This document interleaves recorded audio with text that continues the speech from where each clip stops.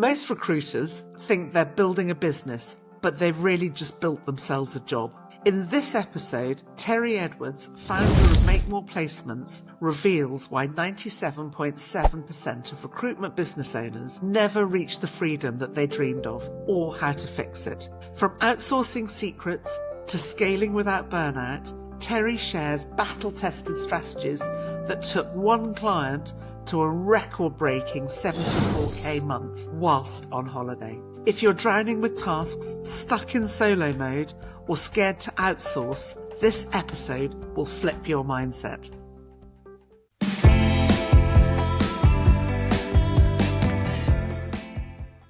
Hello and welcome to this week's episode of The Outsourcing Edge. Today I'm feeling very honoured. I've got a wonderful, wonderful person, Terry Edwards, who is poor man's become a friend of mine, founder and visionary behind Make More Placements. Hello, Terry. How are you? Hi, Emily, and I'm fantastic. Thank you very much for asking. How are you? Very well, thank you, Terry. And thank you so much. For those of you who don't know this is actually the second time Terry's appeared on my podcast. The first time I didn't hit the record button. So Terry very kindly has agreed to come back and do a redo, which I am so grateful for. And Terry, I have pressed the record button today. Excellent. So if you're ever in doubt about what Make More Placements does in terms of training, big thing, press the record button. Press the button, yeah. So first of all, Terry, tell us a little bit about Make More Placements and what you do and how you do it. Yeah, sure. So Make More Placements is, I work with my son, Drew, and we work with the owners and directors of independently owned recruitment businesses. And we share with them how to generate more leads, make more placements and earn more money. And we work with recruitment and search firms from around the world in a nutshell. So that's what we do. We're also keynote speakers and we speak at some of the major recruitment events around the world. And also authors. I think we've written 4 books all around growing your business that are available on Amazon. Nice plug, and quite properly too. I'd be disappointed if you didn't, Terry. Now, I remember the excitement once actually of speaking to a client and always looking at their background and hang on a second, Terry Edwards, I know him! Wasn't even in recruitment, imagine that. So your experience goes on. Now, you work with so many founders and of recruitment businesses. What would you say was their biggest problems in the business? Every single recruitment business owner will have a challenge around these 3 areas. Time, often lack of time. Team not quite performing to the level they want to. And money. So when it's around money, it's often around sales. Most recruitment business owners are former recruitment consultants. So they're employed by somebody else and then they decide for whatever reason they're going to go off on their own. And they go off on their own and they have this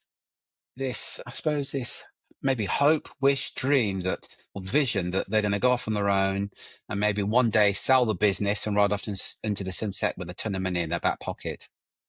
What happens to most recruitment business owners, and sadly about 97% of them, they don't do that. And ultimately what they have is, they don't have a business, in fact, they have a job. They work and they generate income. But if they're not working, they're not generating income. And most recruitment business owners are solo recruitment businesses. There may be another person in it, but tend to be very small, 2 or 3 people in the business. There's a recruitment business owner, they're doing everything. They're doing the sales, they're doing the resourcing for the candidates, they're doing the interviewing, they're doing the invoicing, they're doing the cleaning, they're making the tea, they're mopping the floor, they're the admin, they're doing the whole lot. And if they don't do it, it doesn't get done. And that's where the problems begin. So one of the things that we share with the recruiters is how to get back more time by looking at creating a business rather than the job. So a business is what we mean by that with a business is that whether that recruitment business owner works or not, they still generate an income. A job is where you work, and if you work and are successful, you'll generate income. But that takes up a lot of time. So you'll talk to recruitment business owners that work in 60, 70 hours a week. If you ask them, though, when you started your business, was that your goal to work 60, 70 hours a week? And they're like, hell no, but that's what happens, sadly. And what happens when you're working 60, 70 hours a week doing all sorts of functions that you're just not supposed to be doing? Well, 2 things. First of all, they end up doing functions that they're probably not very good at. And by the way, full disclosure here, I had my own recruitment business and I did that. So I did, the the invoicing. I did the VAT, which is something, a tax that we have to pay in the UK, and I'd spend days doing my VAT. But all the time I'm spending doing my accounts and my VAT, I'm not doing anything on the business. I would then do my VAT, send it off to my accountant. She would then come back to me telling me that there were a few things wrong with it, and I'd spend another day trying to put those things right. It was just a complete and utter waste of time. And it wasn't until I got my head around the concept of, rather than having a job, create a business, that I was able to bring people in. So they did the things that I wasn't good at. Because despite what recruitment business owners think, they're not Superman or Superwoman. They can't do everything. So a lot of us, myself included at the time, felt that I had to do everything because nobody can do it as good as me, which, by the way, there's no truth in that either, as well you know, Emily. Very much so. And what happened in your business when you actually let things go to other people? Yeah, look, full disclosure, it wasn't easy to let things go. It's like, oh, crikey. And I would micromanage for a period and literally be standing over their every move and watching them in their every move. Eventually, and it didn't happen overnight, it probably took me 6, 8 weeks to realize that actually my team could do a lot of things better than I could. And the biggest thing for me, it meant I had more time for my family. I'm married with 3 children, and I was seeing very little of them because I've got to work, I've got to work. I'll be working all weekend doing stuff. So it gave me back a lot of time as well as peace of mind. And the more I got my head around the concept of, getting somebody else to do it, the business was able to grow as well. So the business was able to grow without me having to do everything. So I was then ultimately working less, but generating more income. As I said, every business owner has 3 challenges around time, team, and money. So I was able to increase the revenue and get back a lot more time for myself as well. That's what we all want, isn't it? We all want more money, That's right. working less with less stress. And sometimes it does feel like you're always chasing it, but you do get that. And we've obviously worked with a few of your clients. Well, a lot of our clients, actually, Emily, a lot of our That's true. A clients. lot of your clients, sorry, I was being modest there, but a lot of your clients. What sort of transformations have you seen amongst your clients from having great talent from South Africa? Oh, well, I mean, where do I start? I mean, if I perhaps give you some examples of some of the things that your team members have done for our clients, I'd probably give you a better idea. The most obvious one: most recruiters are very good recruiters. They know how to recruit, which is great. And most recruiters said they've done it before, so they know how to recruit. But they don't know how to perhaps do the marketing. They don't know how to do social media. They don't. They might know how to pick up the phone and call hiring managers for appointment, but they're either too busy doing it or they don't enjoy doing it for that fear of rejection.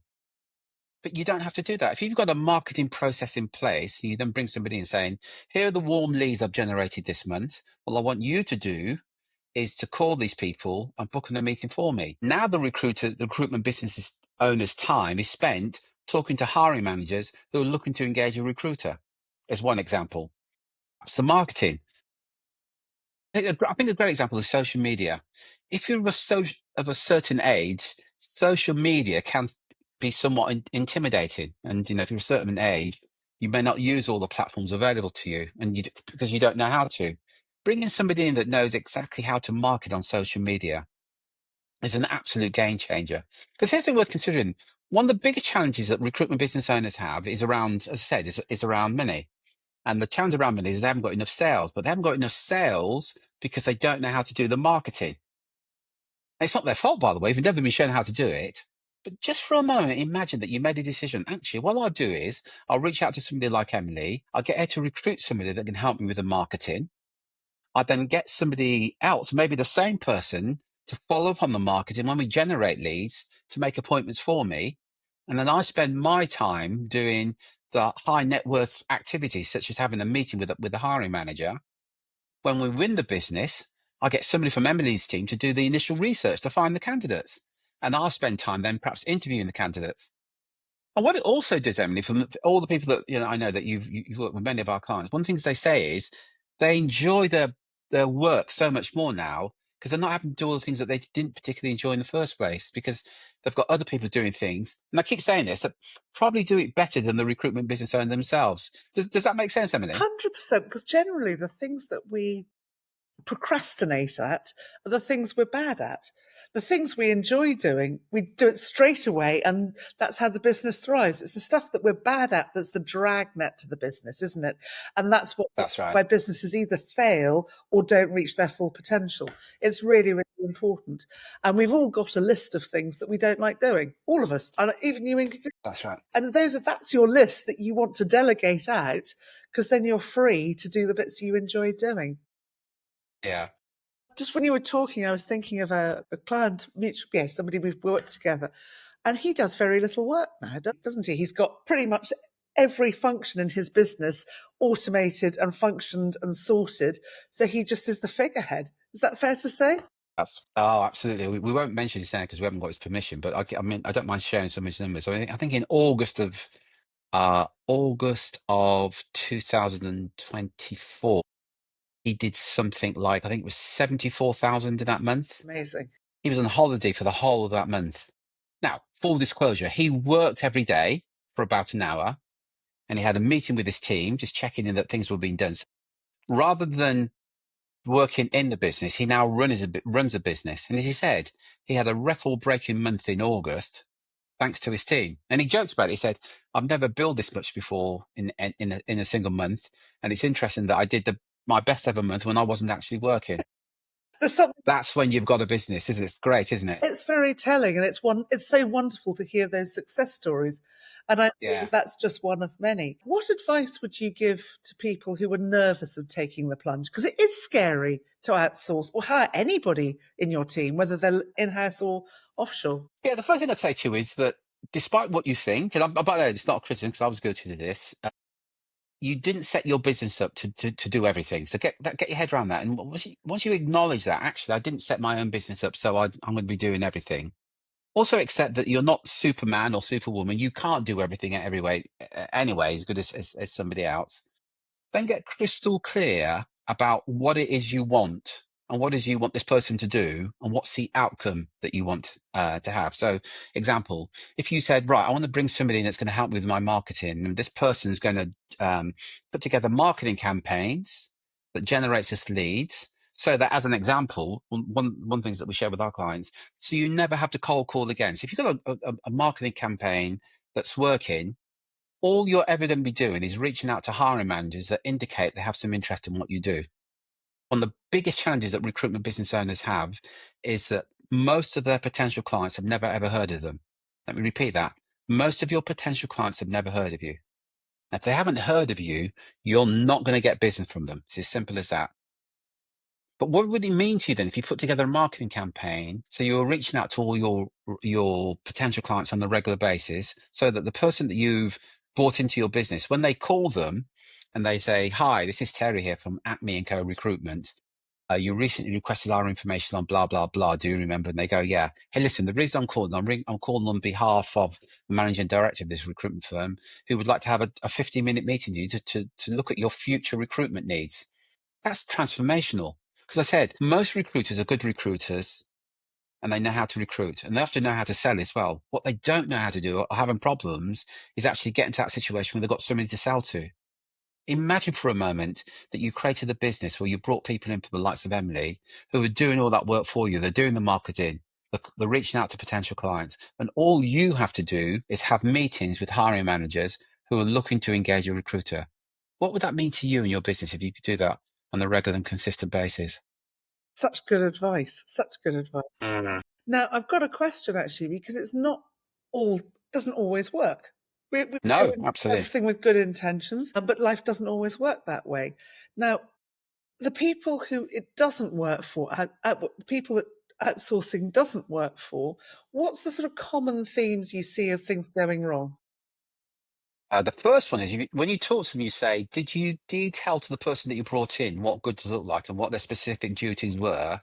Or did you sort of sit down and say, this is what I want you to do and sort of leave them to get on with it? Because if you leave them just to get on with it and you don't know what good looks like, there's a big red flag there straight away.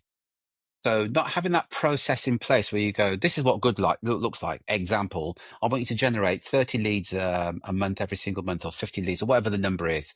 And this is the way that you'll do it. You're going to do this on social media. You're going to do this with emails. You're going to do this on LinkedIn, et cetera, et cetera. So not having the process in place and making the assumption that the person you bring in knows exactly what to do to get you to where you want to get to. Whatever happens, you're the owner of the business. So you're responsible for detailing what good looks like and having that process and that system in place. Once you've got that in place, I give you a cast iron guarantee. You will have more time and more money. That's a guarantee, because somebody else is then doing it. And you're going to then be talking to more hiring managers, which means all things being equal, what we know is the more hiring managers you speak to, the more business you're going to get.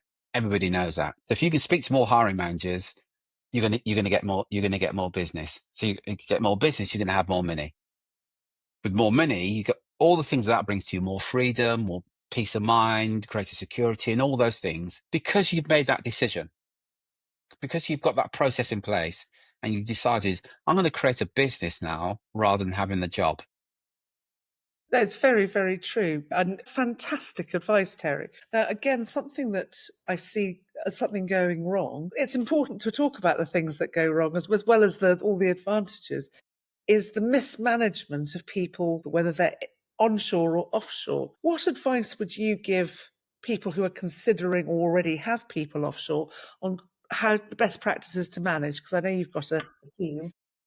Again, I'm going to use a word in a moment, or 3 words, or 3 letters that a lot of recruiters dread. And the 3 letters are KPIs.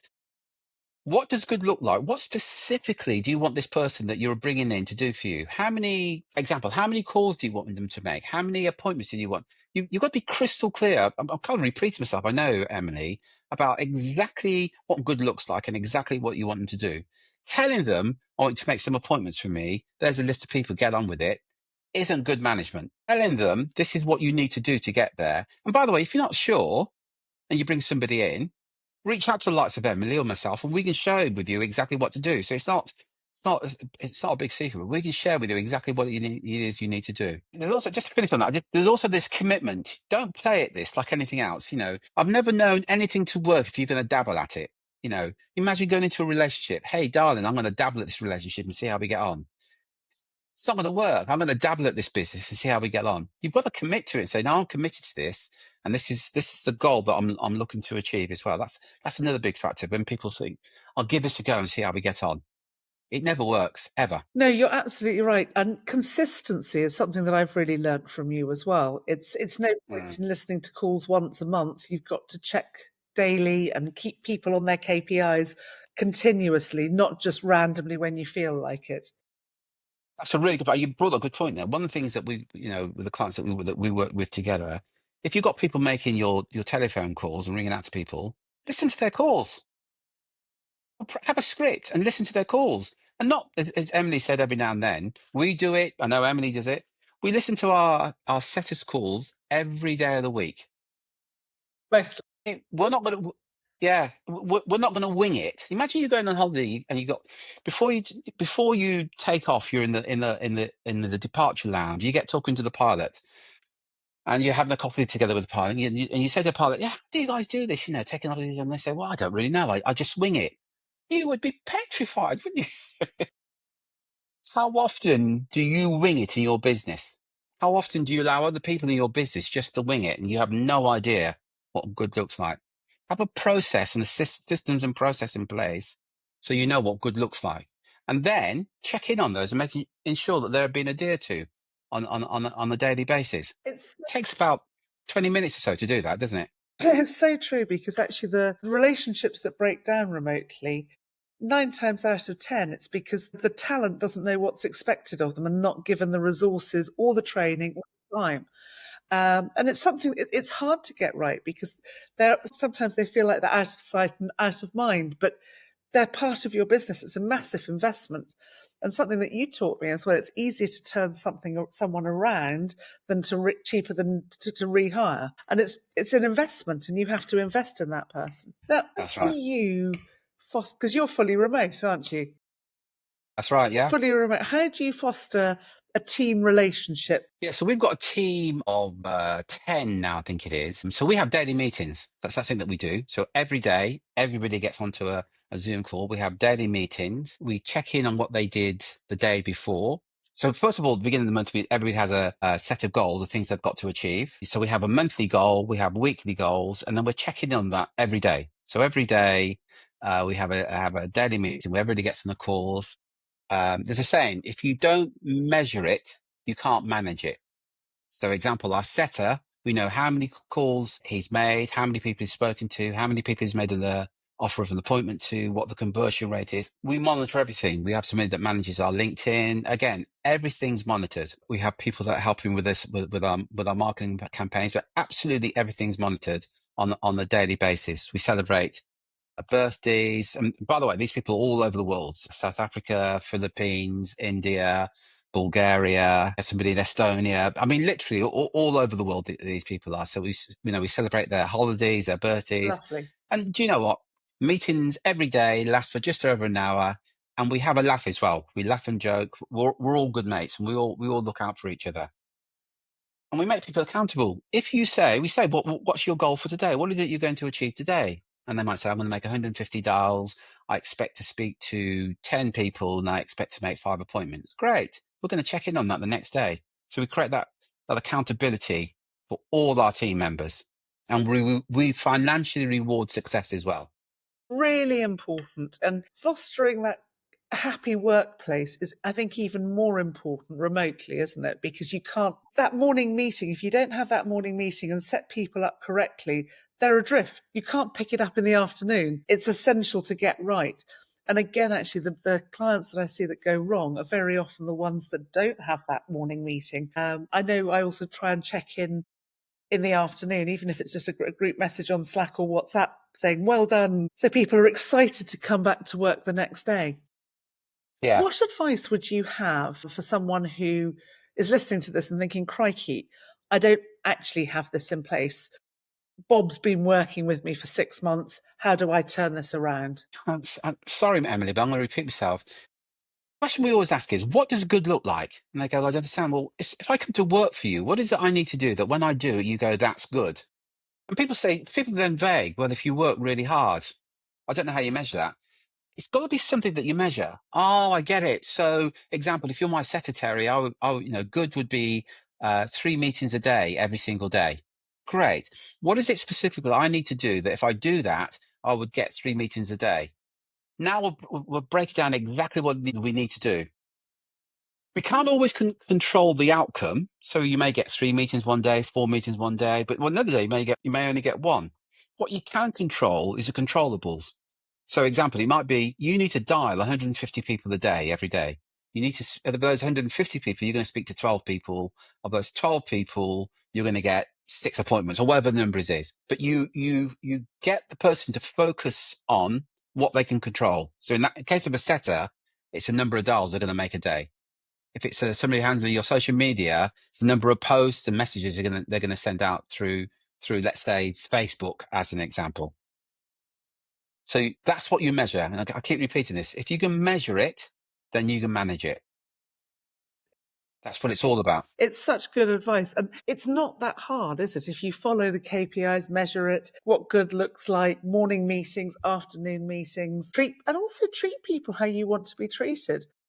Yeah, good shout. Yeah. It's really important because whether they're in the Philippines or South Africa or whatever, yes, you're making a significant savings, which is why we do it. But they're still people with lives and deserve to be treated as well. Or that's my big bugbear when people just assume cheap means disposable. Yeah. It really That's disrespectful as well. Yeah. not right.